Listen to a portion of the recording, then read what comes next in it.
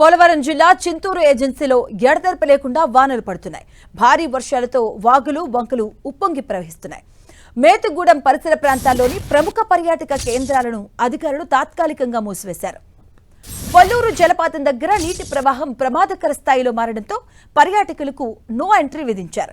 కొండ ప్రాంతాల నుంచి భారీగా వరద నీరు చేరుతూ ఉండడంతో వాగు ఉధృతంగా ప్రవహిస్తుంది. సందర్శకుల భద్రత దృష్ట్యా అధికారులు జలపాతం వద్దకు పర్యాటకులను అనుమతించడం లేదు.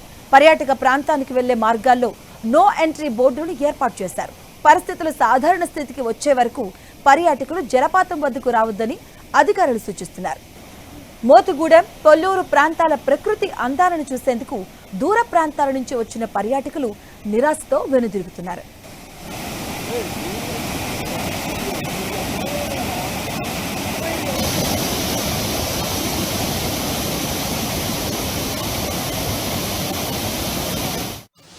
నుంచి వచ్చాము, చాలా దూరం నుంచి ఇంత దూరం వచ్చాము. మోతుకూరు దగ్గర ఉన్న water falls, Kolluru water falls చూడడానికి వచ్చాము. దగ్గర ఒక 300 కిలోమీటర్ దూరం నుంచి వచ్చాము. కానీ ఇక్కడ వర్షం వల్ల ఎక్కువ ఫ్లో ఉండడం వల్ల ఇక్కడ చూడడానికి పర్మిషన్ ఇవ్వట్లేదు. కానీ చాలా బ్యూటిఫుల్ ప్లేస్ మేము మిస్ అవుతున్నాము. అధికారులు పర్మిషన్ ఇచ్చి పంపిస్తే ఇలాంటి బ్యూటిఫుల్ ప్లేస్ మేము మిస్ కాకుండా చూస్తాము.